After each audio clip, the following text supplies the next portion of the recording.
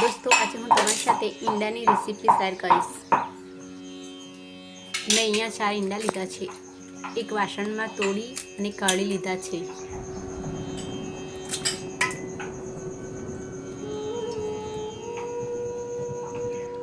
મેં અહીંયા એક કઢાઈ લીધું છે, તેમાં 3 પરી તેલ લીધેલું છે અને તેમાં ફોડેલા ઈંડા નાખી દઈશું।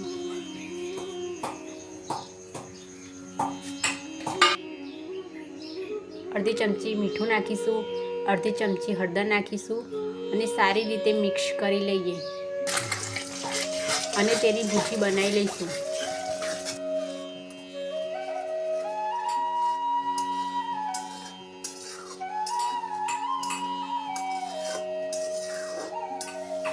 હવે આપણી ઈંડાની ભૂજી તૈયાર થઈ ગઈ છે। એક વાસણમાં કાઢી લઈશું। હવે 2 ડુંગળી લઈ આ રીતના ડુંગળી કાપી લેવાની છે। હવે એક કઢાઈ લઈ એમાં 3 પરી તેલ નાખીશું। જીરું, તમાલપત્તા, 2-3 લવિંગ, તજ, લસણ, આદુ અને મરીની પેસ્ટ અને મોટા એલચા લીધા છે। તો તેલ ગરમ થઈ ગયું છે તો હવે એમાં નાખીશું।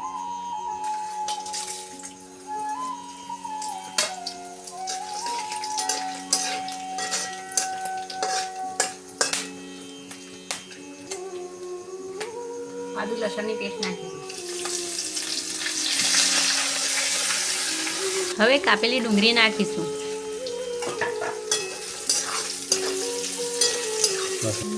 ડુંગળીનો કલર સોનેરી થાય ત્યાં સુધી શેકાવા દઈશું।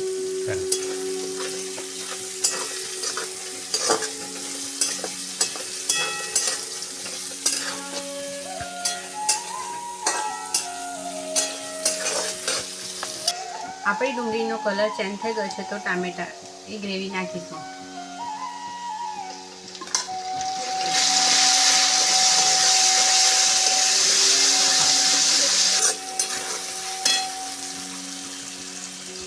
એક ચમચી લાલ મરચું નાખીશું। એક ચમચી હળદર નાખીશું।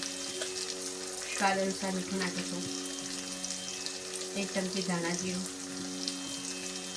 एक चमची गरम मसालो। હવે એને સારી રીતે મિક્સ કરી દઈએ।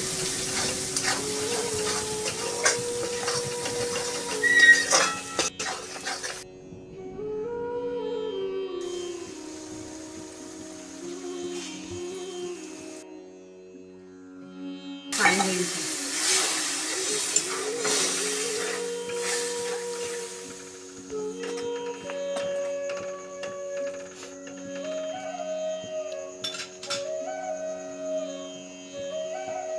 હવે એને સારી રીતે પકાવવા દઈશું ઉભરો આવે ત્યાં સુધી।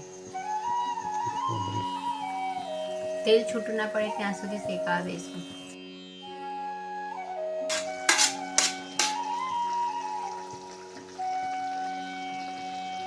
હવે તેમાં ઈંડાની ભૂજી નાખી સારી રીતે મિક્સ કરી લઈએ।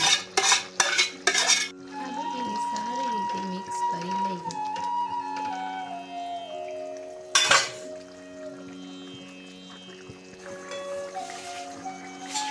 હવે તેમાં ધાણા નાખીશું।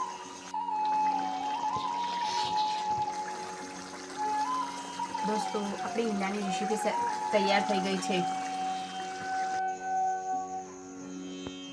દોસ્તો આવી જ નવી નવી વાનગીઓ જોવા માટે મારી ચેનલને સબસ્ક્રાઈબ કરો અને તમારા મિત્રોને શેર કરો।